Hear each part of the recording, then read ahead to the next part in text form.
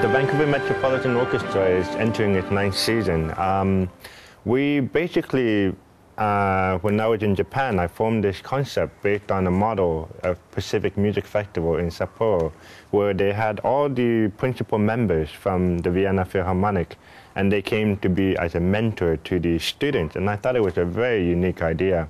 And this is something that I carried over here, and ever since 2003, we had this orchestra modeled on the same concept, where we have the leaders from the Vancouver Symphony Orchestra and the Vancouver Opera Orchestra come and lead the section. And so this has been a wonderful sort of collaboration between students and these mentors from the Vancouver Symphony.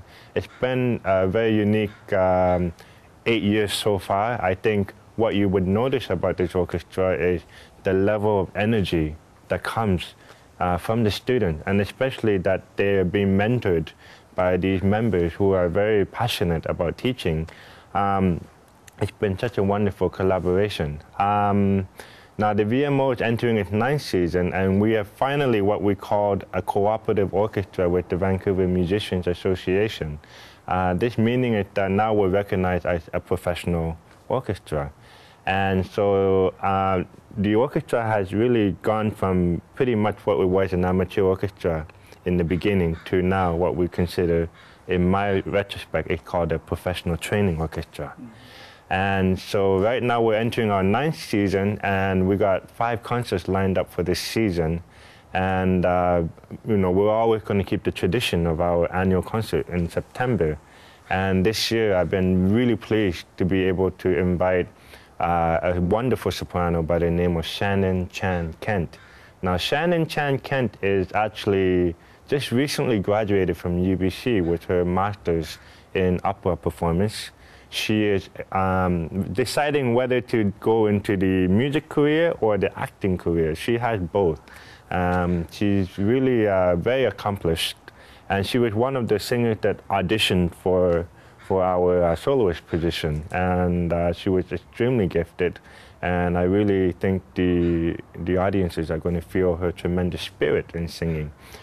She will be singing the Mozart Queen of the Night area, which is one of the most difficult areas ever to be sung, especially the high notes of hitting the high F.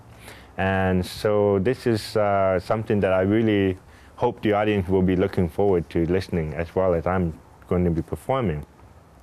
And joining me also on this program is a really talented young violinist by the name of Esther Huang.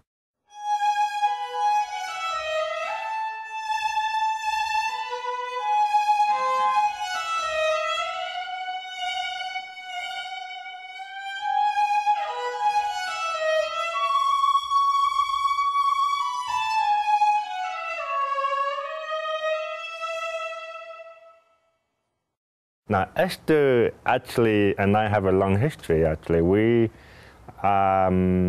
both had performed together many, many years ago when Esther was only about 7 or 8 years old. And we performed the Mozart Concerto for violin. And Esther has ever since grown to be a very accomplished musician. She's only 16 years now, but she has already a lot of accolades to her credit. She had just recently won the K-Meet competition in the Vancouver Academy of Music. She won second prize at one of the National Chamber Music Festival. She has won a lot of competition, but what I really wanted for Esther is also the chance to perform. I think going to a competition is one thing, but having the experience of performing without the concept of the competition is very different. And so Esther is in this transition period now, whether to get into the music career, and I think she is destined for a great music career. She is trying to decide where to take her next step. And my hope is that after this performance, she will have a more clear idea of what she wants in her life. In addition to the program, we have a lot of great music by Haydn, Beethoven, Verdi, And there's going to be a new piece by our composer in residence, Alain Mirand.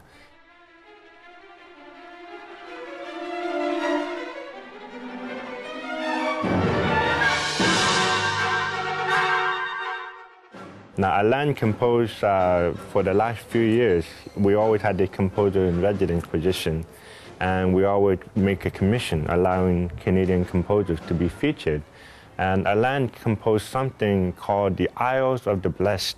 And this piece is actually reflecting on his childhood in Montreal, where there used to be a lot of forest, and he was saddened to see that this forest been knocked down and became now condos. And so he's also attributing this to the victims of 9/11 because our concert just happened to fall on September the 11th this year. And so we know that this is the 10th anniversary of the 9/11, and we want to make special tribute to those fallen victims. So this is actually going to be a great year, and I'm really looking forward, and I'm really hoping that the public comes and joins us.